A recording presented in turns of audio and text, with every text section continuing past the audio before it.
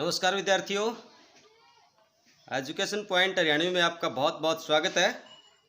विद्यार्थियों, आज हम करने जा रहे हैं कक्षा 11th का जो लेसन है आत्मा का ताप, उसका अनुवाद उसको पढ़ेंगे। तो मैं आपको पिछले 3-4 दिन से वीडियो नहीं दे पाया, इसके लिए सॉरी। आगे कोशिश करेंगे आपको वीडियो टाइमली मिलेंगे, क्योंकि थोड़ा सा तबीयत खराब हो गया था। तो आइए सबसे पहले हम आपका समय खराब नहीं करते हुए सैयद हैदर रज्जा का जीवन परिचय वो पढ़ते हैं।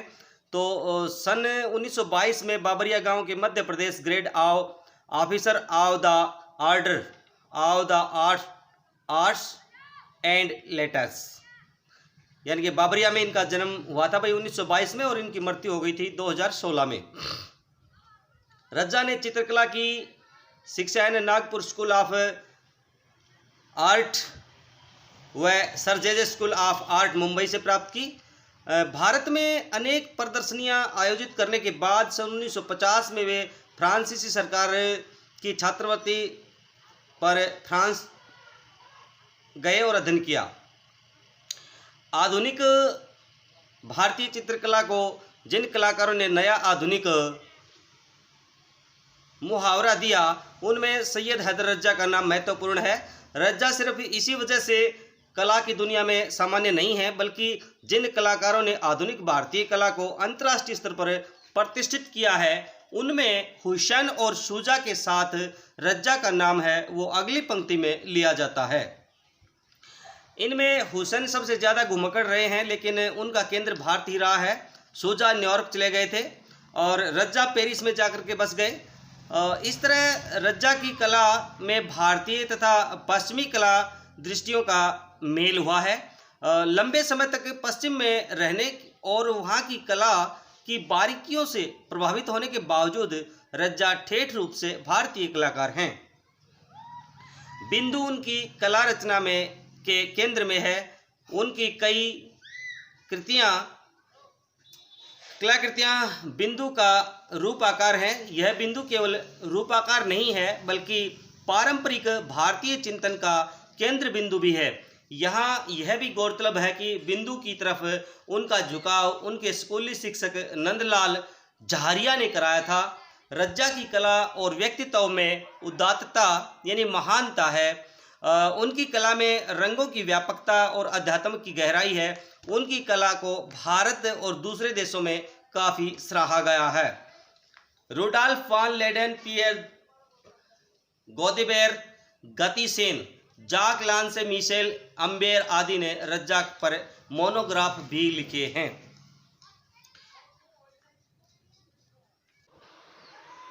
यहाँ दिया गया पाठ सैयद हैदर रज्जा का की आत्मकथात्मक पुस्तक आत्मा का ताप का एक अध्ययन है भाई। इसका अंग्रेजी से हिंदी में अनुवाद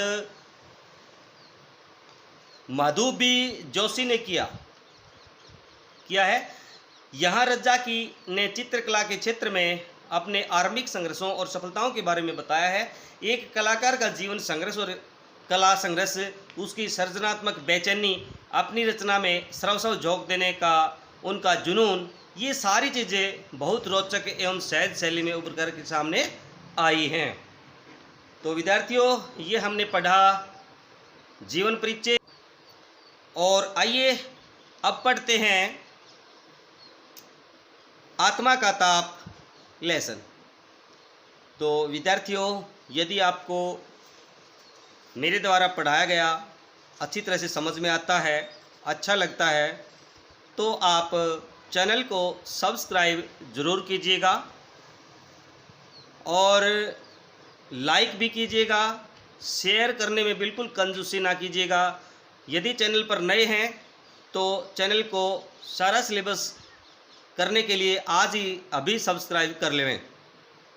तो आइए देखते हैं सैयद हैदर रज्जा का जो है आत्मा का ताप। नागपुर स्कूल की परीक्षा में मैं कक्षा में प्रथम आया। 10 में से 9 विषयों में से मुझे विशेष योग्यता प्राप्त हुई। तो 1 नंबर के लिए क्वेश्चन आ सकता है कितने विषयों की परीक्षा हुई? 10 विषयों की, तो 9 में से उसको योग्यता प्राप्त हुई। इसमें मुझे बड़ी मदद मिली। पिताजी रिटायर हो चुके थे, अब मुझे नौकरी ढूंढनी थी। मैं गोंदिया में ड्राइंग का अध्यापक बन गया। महीने भर में ही मुझे बम्बई में जे स्कूल ऑफ आर्ट में अध्ययन के लिए मध्य प्रांत की सरकारी छात्रवृत्ति है वो मिली। यह सितंबर 1943 की बात है। मैंने अमरावती के गवर्नमेंट नॉर्मल स्कूल से त्याग पत्र दे दिया।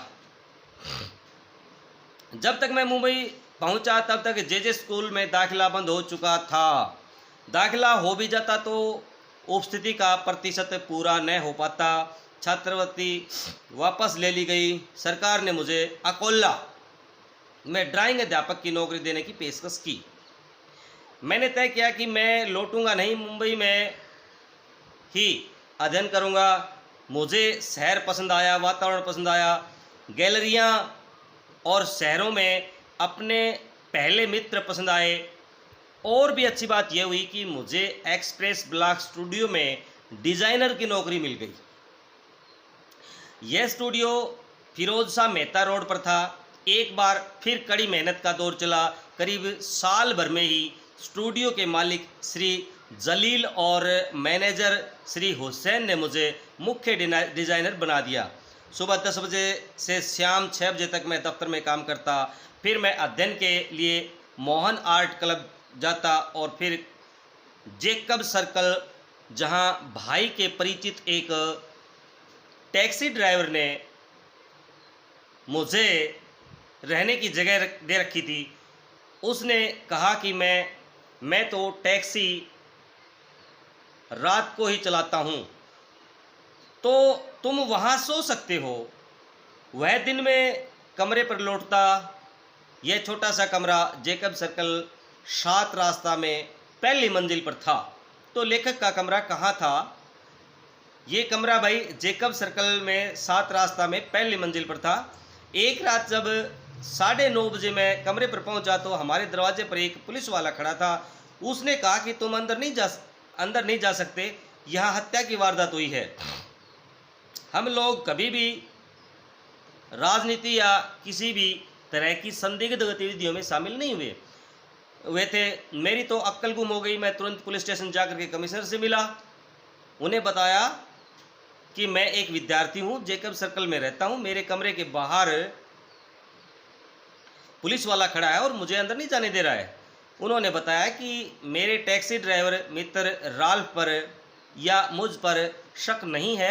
राल्फ की टैक्सी में किसी ने एक सवारी की छुरा मारकर हत्या कर दी थी। अगले दिन मैंने जलील साहब को राम कहानी सुनाई तो उन्होंने मुझे आर्ट डिपार्टमेंट में जो है ना, कला का जो था डिपार्टमेंट, उसमें कमरा दे दिया। मैं फर्श पर सोता। वे मुझे रात 11 बजे तक गलियों के चित्र या तरह तरह के स्केच बनाते देखते। कभी कभी वे कहते कि तुम बहुत देर तक काम करते रह गए, अब सो जाओ। कुछ महीने बाद उन्होंने मुझे एक बहुत शानदार ठिकाना देने की पेशकश की कि उनके चचेरे भाई के 6ठी मंजिल में फ्लैट का एक कमरा है, उसमें 2 पलंग पड़े थे। उनकी योजना यह थी कि अगर मैं उनके यहाँ काम करता रहा तो मुझे कला विभाग का प्रमुख बना दिया जाए। मैं जेकब सर्कल का 7 रास्ते वाला घर और उनका ग्लीज वातावरण छोड़ करके नए ठिकाने पर आ गया और पूरी तरह से अपने काम में डूब गया। इसका परिणाम यह हुआ कि 4 बरस में यानी 1948 में बॉम्बे आर्ट सोसाइटी का स्वर्ण पदक मुझे मिला। इस सम्मान को पाने वाला मैं सबसे कम आयु का कलाकार था। 2 बरस बाद मुझे फ्रांस सरकार की छात्रवृत्ति मिल गई। मैंने खुद को याद दिलाया, भगवान के घर देर है अंधेर नहीं। मेरे पहले 2 चित्र नवंबर 1943 में आर्ट सोसाइटी ऑफ इंडिया की प्रदर्शनी में प्रदर्शित हुए। उद्घाटन में मुझे आमंत्रित नहीं किया गया क्योंकि मैं जाना माना नाम नहीं था। अगले दिन मैंने द टाइम्स ऑफ इंडिया में प्रदर्शनी की समीक्षा पढ़ी। कला समीक्षक रुडोल्फ वॉन लेडेन ने मेरे चित्रों की काफ़ी तारीफ की थी। उसका पहला वाक्य मुझे आज भी याद है। इनमें से कई चित्र पहले भी प्रदर्शित हो चुके हैं और नयों में कोई नई प्रतिभा नहीं दिखती। हाँ, S.H. रज्जा के नाम के छात्र ने एक दो जल तरंग लुभावने हैं। उनमें संयोजन और रंगों के दक्ष प्रयोग की जबरदस्त समझदारी दिखती है। दोनों चित्र 40-40 हज़ार रुपये में 40-40 रुपये में बिक गए। एक्सप्रेस ब्लॉक स्टूडियोज़ में 8-10 घंटा रोज काम करने के बाद भी महीने भर में मुझे इतने रुपए नहीं मिल पाते थे। वेनिस एकेडमी के प्रोफेसर वाल्टर लैंगहैमर ने से भेंट हुई। तो वेनिस एकेडमी का जो है भाई प्रोफेसर कौन था? Walter Langhammer. तो उन्होंने जर्मन उच्चारण वाली अंग्रेजी में कहा, I left your staff setup mister Raza साहब, मुझे आपका काम पसंद आया। रुडोल्फ वॉन लेडेन भी कृपा बनाए रखते थे। इसके बाद वियना के एक कला संग्राहक एमेनुएल सेलेसिंगर मेरे काम के प्रशंसक बन गए। यह मेरी बहुमूल्य उपलब्धि थी। समय के साथ साथ चीज़ें होती चली गई। प्रोफेसर लैंगहैमर ने काम करने के लिए अपना स्टूडियो दे दिया। Way the times of India में आर्ट डायरेक्टर थे। मैं दिन में उसके स्टूडियो में चित्र बनाता, शाम को चित्र उन्हें दिखाता तो वे बारीकी से उनका विश्लेषण करते। मेरे काम में उनकी रुचि बढ़ती गई, मेरा काम निखरता गया। वे मेरे चित्र खरीदने लगे और आखिर मेरे लिए नौकरी छोड़कर कला के अध्ययन में जुट पाना संभव हो सका। सन 1947 में मैं जे स्कूल ऑफ आर्ट का नियमित छात्र बन गया, क्योंकि अब मैं नौकरी किए बिना भी अपनी फीस और रहने का खर्चा उठा सकता था। यानी लेखक में इतना मादा उत्पन्न हो गया, इतनी ताकत या इतना हुनर उसने प्राप्त कर लिया कि वो अपनी सीनरियाँ बनाता था, पेंटिंग बनाता था और उनको इतने भाव पर बेच देता था, यानी इतने दाम पे वो बिक जाती थी कि उनसे रहने और खाने का और फीस भरने का खर्चा आराम से चल सकता था। अब उन्हें जॉब की या नौकरी की कोई ज़रूरत नहीं रह गई थी। भले ही 1947 और 48 में महत्वपूर्ण घटनाएं घटी हों, मेरे लिए वे कठिन बरस थे। यानी 1947-48 की हम बात कर रहे हैं तो भारत की स्वतंत्रता की यहाँ लेखक बात कर रहा है। कह रहा है चाहे भारत आज़ाद हो गया हो, लेकिन मेरे लिए बहुत कठिन समय था। पहले तो कल्याण वाले घर में मेरे पास रहते मेरी माँ का देहांत हो गया। पिताजी मेरे पास ही थे, वे मंडला लौट गए। मई 1948 में वे भी नहीं रहे और विभाजन की त्रासदी के बावजूद भारत स्वतंत्र हो गया था। उत्साह था, उदासी भी थी। उत्साह भारत की आज़ादी का था, उदासी माँ और बाप के खोने की थी। जीवन पर अचानक जिम्मेदारियों का बोझ आ पड़ा। हम युवा थे, मैं 25 वर्ष का था। लेखकों, कवियों, चित्रकारों की संगत थी। हमें लगता था कि हम पहाड़ हिला सकते हैं और सभी अपने अपने क्षेत्रों में अपने अपने माध्यमों से में सामर्थ्य भर बढ़िया काम करने लगे में जुट गए। देश का विभाजन, महात्मा गांधी की हत्या क्रूर घटनाएं थी। व्यक्तिगत स्तर पर मेरे माता पिता की मृत्यु भी भी ऐसी ही क्रूर घटना थी। हमें इन क्रूर अनुभवों को आत्मसात करना था। हम उससे उबर करके काम में जुट गए। सन 1948 में मैं श्रीनगर गया, वहाँ चित्र बनाए। ख्वाजा अहमद अब्बास भी वहीं थे। कश्मीर पर कबायली आक्रमण हुआ, कबीलों का आक्रमण हुआ। तब तक मैंने तय कर लिया था कि भारत में ही रहूँगा। मैं श्रीनगर से आगे बारामुल्ला तक गया। घुसपैठियों ने बारामुल्ला को ध्वंस कर दिया था। मेरे पास कश्मीर के तत्कालीन प्रधानमंत्री शेख अब्दुल्ला का पत्र था। जिसमें कहा गया था कि यह एक भारतीय कलाकार है, इन्हें जहां चाहे वहां जाने दिया जाए और इनकी हर संभव सहायता की जाए। एक बार मैं बस में बारामूला से लौट रहा था या वहां जा रहा था तो स्थानीय कश्मीरियों ने के बीच मुझ पैंटधारी शरारती को देख करके एक पुलिस शहराती को देख करके एक पुलिस वाले ने मुझे बस से उतार लिया। मैं उसके साथ चल दिया। उसने पूछा कहाँ से आए हो, नाम क्या है। मैंने बता दिया कि मैं रज्जा हूँ, मुंबई से आया हूँ। शेख साहब की चिट्ठी उसे दिखाई। उसने सलाम ठोका और परेशानी के लिए माफ़ी मांगता हुआ चला गया। श्रीनगर की इसी यात्रा में मेरी भेंट प्रख्यात फ्रेंच फोटोग्राफर हेनरी कार्तिये ब्रेनशॉ से हुई।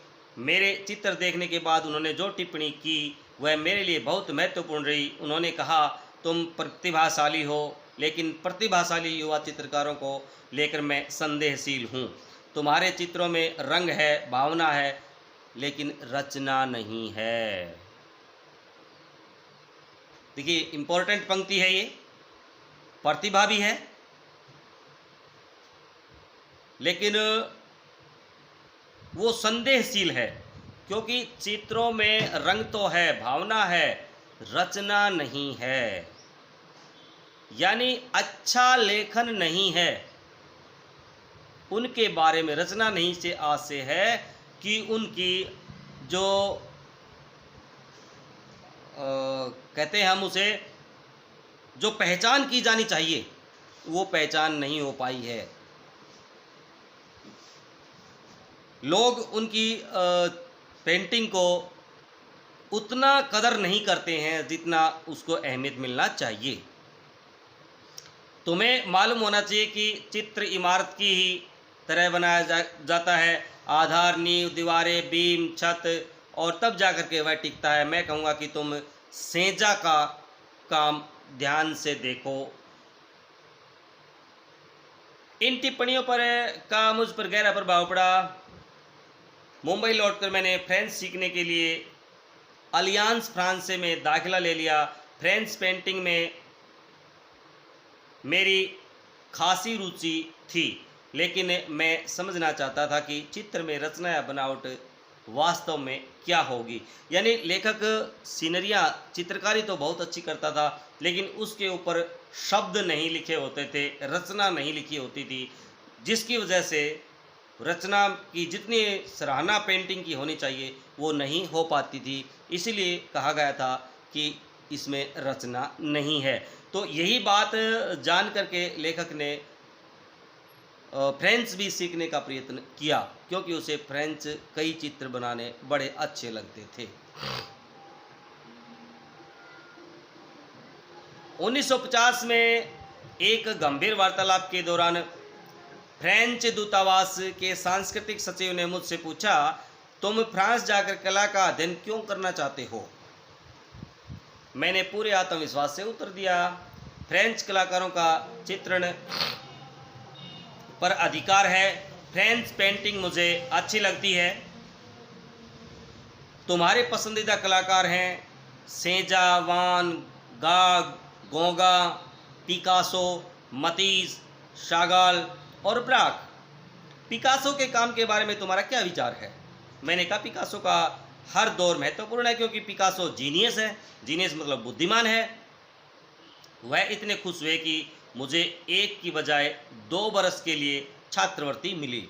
मैं सितंबर में फ्रांस के लिए निकला और 2 अक्टूबर 1950 को मार्सेई पहुंचा। यूं पेरिस में मेरा पहला जीवन का जो है ना आरंभ हुआ।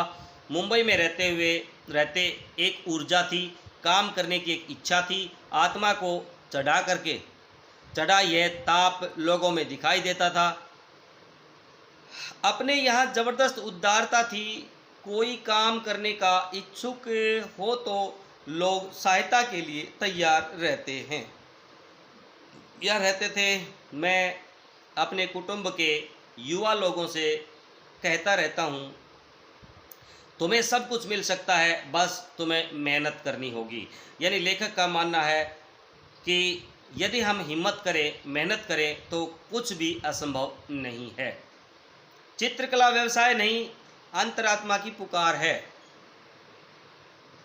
इससे अपना सर्वस्व देकर ही कुछ ठोस परिणाम मिल पाते हैं। केवल जहरा जाफरी को कार्य करने की ऐसी लगन मिली, वह पूरे समर्पण से दमोह शहर के आसपास के ग्रामीणों के साथ काम करती है। कल मैंने उन्हें फ़ोन किया यह जानने के लिए कि वह दमोह में क्या कर रही है। उन्हें बड़ी खुशी हुई कि मुझे सूर्य प्रकाश यानी उस ग्रामीण स्त्री का पति, जो अपने पति का नाम नहीं ले रही थी, का किस्सा याद है।